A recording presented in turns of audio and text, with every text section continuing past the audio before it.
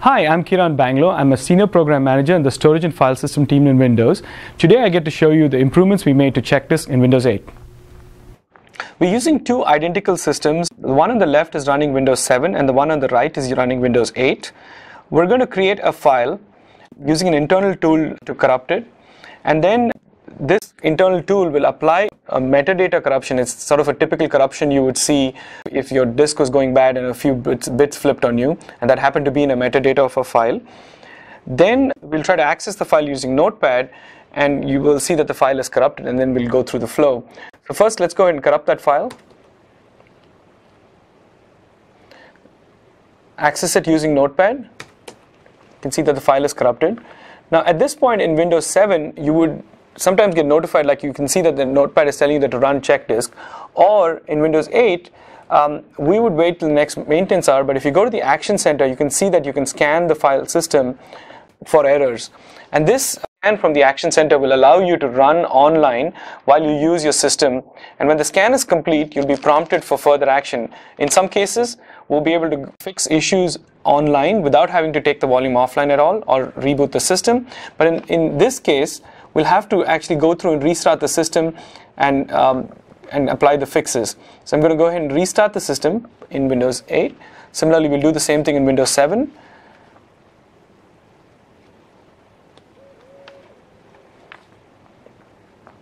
This is a kind of corruption we can actually spot fix. We can actually fix this kind of corruption in less than a second.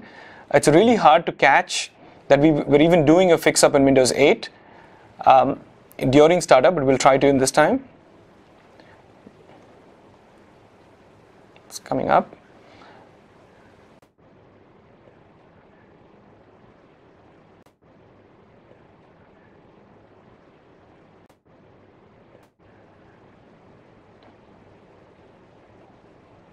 You can see that Windows 8 is up, fixed up the corruption, back up and alive, while Windows 7 is still running through and trying to fix the corruption.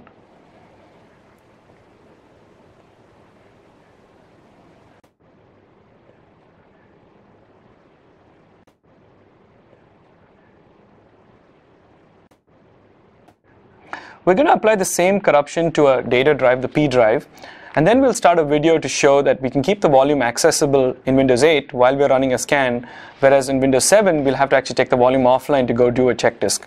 Let's go ahead and start by corrupting the drive, P. This is the same corruption we applied in the earlier experiment. Then we're going to open it up in Notepad to show that the corruption exists.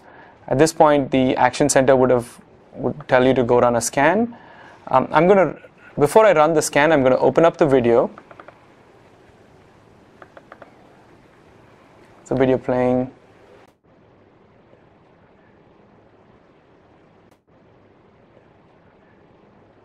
And in Windows 8, I can actually do an online scan, keeping the volume available, but in Windows 7, I'll have to run a full check disk.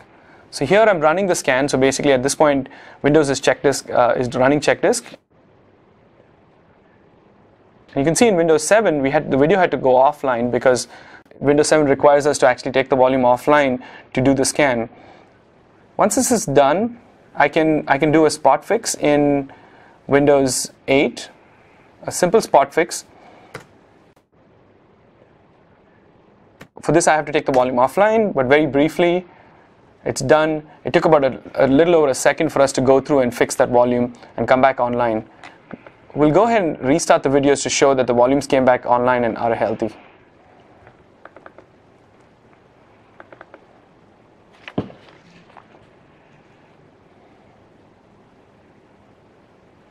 There you see both the volumes are back online. In this video, you saw the changes we made to checkdisk and availability in Windows 8. We hope that you don't run into a corrupted disk, but if you do, the new checkdisk is available for you as part of the consumer preview builds. Please try it. Thank you for your time.